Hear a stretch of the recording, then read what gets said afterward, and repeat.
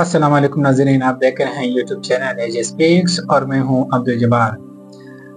नाज़रीन, बात हो रही है ब्यूरोक्रेसी की और वहाँ की करप्शन की। बात तब निकल आई जब मोहम्मद इकबाल जो एडीसीआर है सियालकोट का, उसकी गिरफ्तारी हुई। उसके बाद ख्वाजा आसिफ ने बयान जारी कर दिया और इसी तरह फिर वो 2000 की करप्शन की बात की पिछले वीडियो में मैंने। तो नाज़रीन, ये बात भी आई, ख्वाजा आसिफ ने बात कही कि पुर्तगाल में जो है ना हमारे ब्यूरोक्रेट्स जो है ना वहाँ पे वहाँ के वज़ा लेके और वहाँ पे ज़मीन शमीन लेके वहाँ पे बस जाते हैं, वहाँ पे ज़िंदगी गुजर कर रहे हैं और करते जा रहे हैं।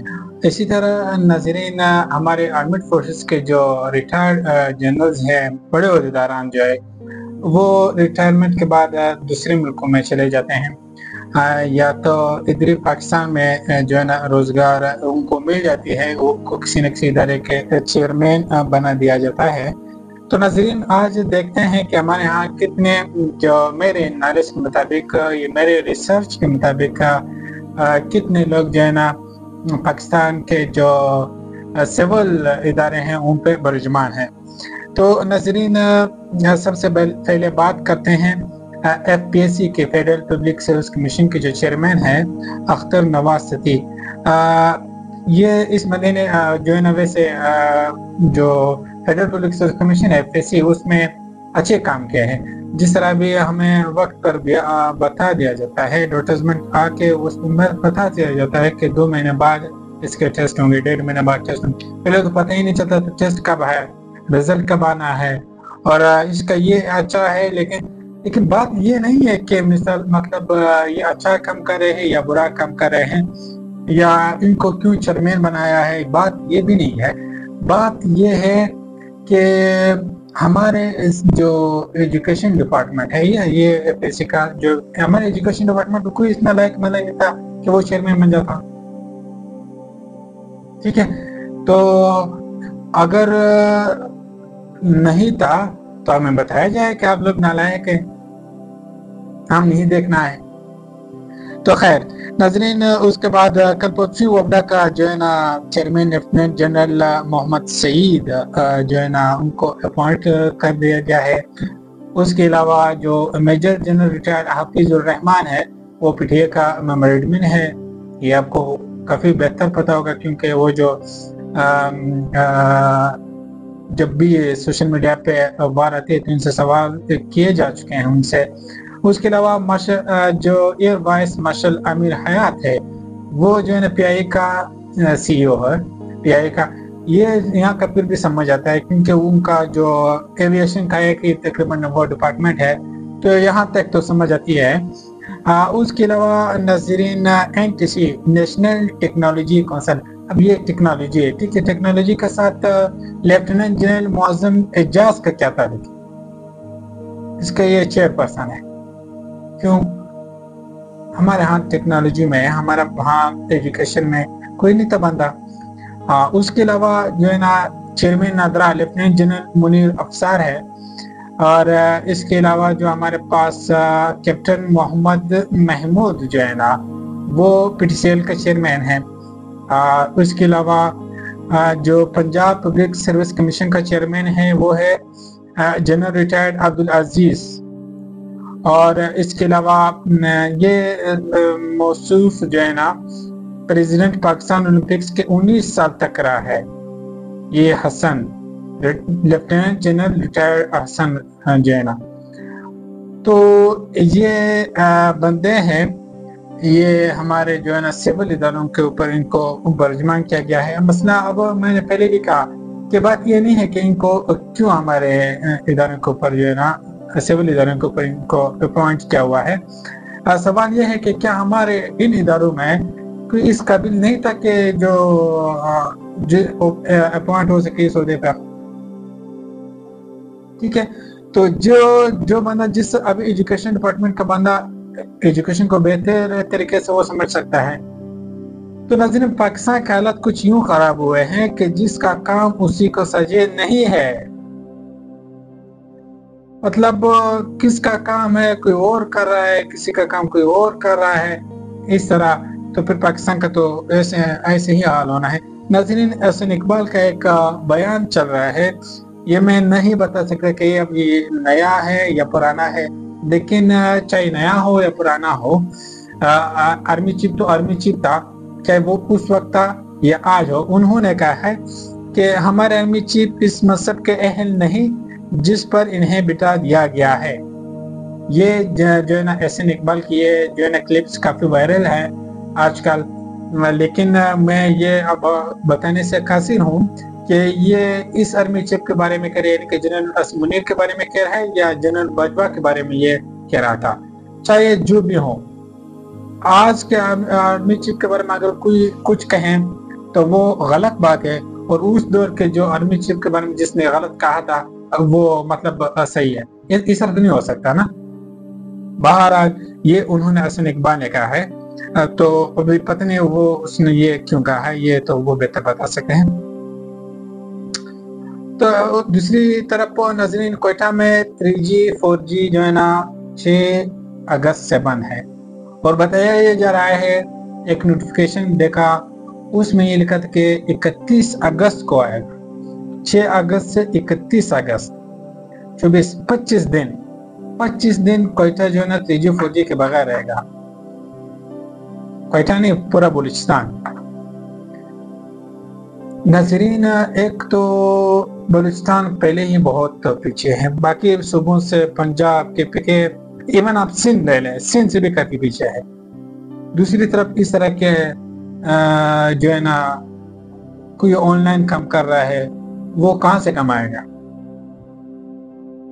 آن لائن نہیں ہو رہے ہیں، بینک ٹرانزیکشن میں مسئلے آ رہے ہیں، ایون کال میں مسئلے آ رہے ہیں، تو یہ ہمیں کتنا اور پیچھے لے کے جا رہے ہیں؟ آپ بلوچستان کو اور کتنا پیچھے لے جانا چاہ رہے ہیں؟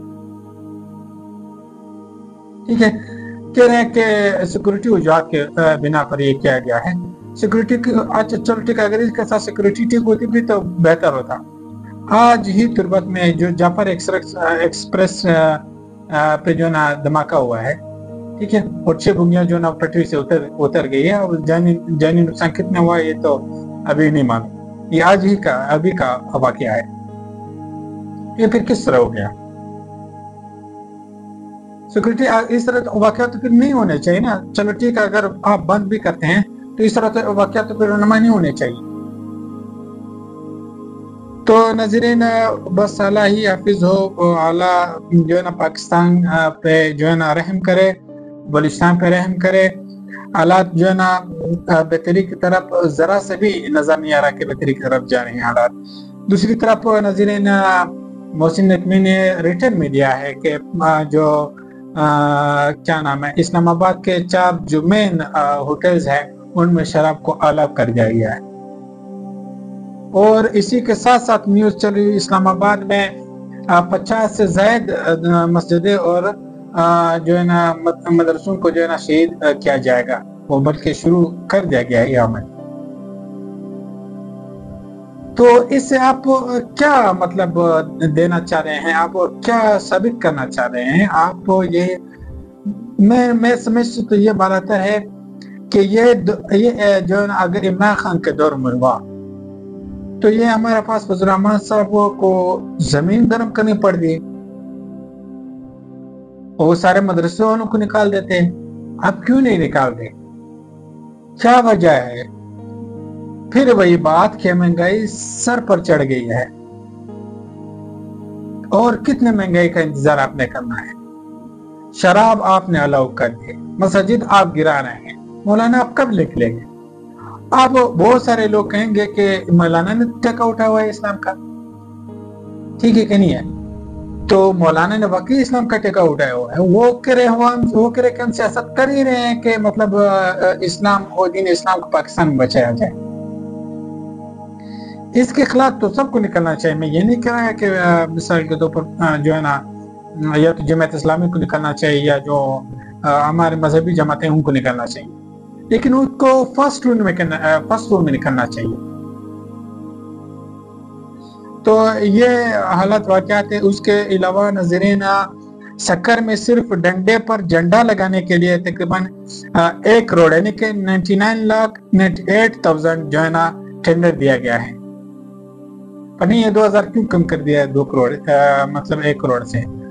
सिर्फ एक झंडा लगाना है। आप मेरा कब में देख सकते हो, इस तरह का झंडा लगाना है उन्होंने, ठीक है। और उसके लिए टेंडर जो है ना 1 करोड़ का निकाले। 1 करोड़ में एक झंडा लगाएगा, उसको मतलब एक डंडा होगा और उसके ऊपर झंडा होगा।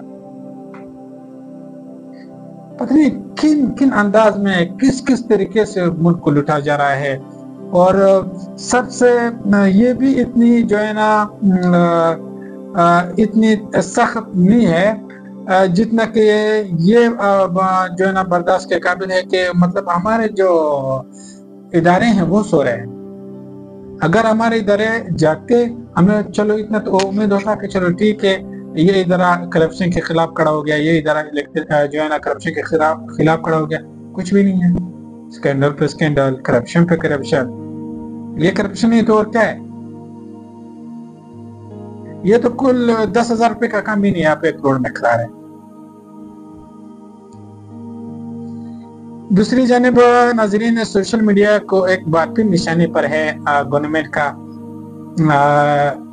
बलूचिस्तान के जो वज़ीर आला है सरफराज बुगटी, उन्होंने कहा है, उन्होंने क्या कहा कि सबसे दुनिया में जो बड़ा फितना है वो सोशल मीडिया है। नाजरीन, इसी सोशल मीडिया की तारीफें हो रही थी जब इंडिया के साथ जंग हो रही थी। जंग जो है ना सिर्फ आप बंदूकों से नहीं जीतते हो, ठीक है। आपका बयानिया जो है ना आपका जंग जितवा सकता है। पाकिस्तान ने उसी वक्त क्लेम किया कि हमने जो है ना हथियारे गिराए इंडिया के, तो पाकिस्तान की बात की वजन थी, चाहे वो गिराए हो ना गिराए हो। जबकि इंडिया ने कल परसों कहा है कि जो है ना हमने पाकिस्तान के जो है ना 6 हथियारे गिराए हैं, तो अब उनकी बात का कौन यकीन करेगा? तो बयानिए की जो है ना जीत होती है। तो उस वक्त सोशल मीडिया एवन था, फर्स्ट क्लास था, ऑल इज वेल, लेकिन अब इसको फिर फितना कहा जा रहा है और इसको बंद करने में मसरूफ है सारे लोग। दूसरी तरफ नाज़रीन, आया सादिक ने कहा है कि जमहूरियत और पार्लियामान को मजबूत बनाने के लिए सियासी कोर्टों को मुतहद करना होना होगा। नाज़रीन, ये मुनाफिकत का आखिरी दर्जा है। इस बंदे ने जो पीटीआई का शेख वकास अकरम है, 40 दिन गैर हाजिर होने पर इसको रिप्रेस बजाय नाइली के लिए इलेक्शन कमीशन करके इसको नाइल कर दिया जाए इस मौसूफ ने। और क्या रहा है कि जो है ना जमहूरियत के और पार्लियामान को मजबूत बनाने के लिए जो है ना सियासी कोर्टों को मुतहद करना होगा। किस तरफ मुतहद कर रहे हैं? समझ से बालातर है।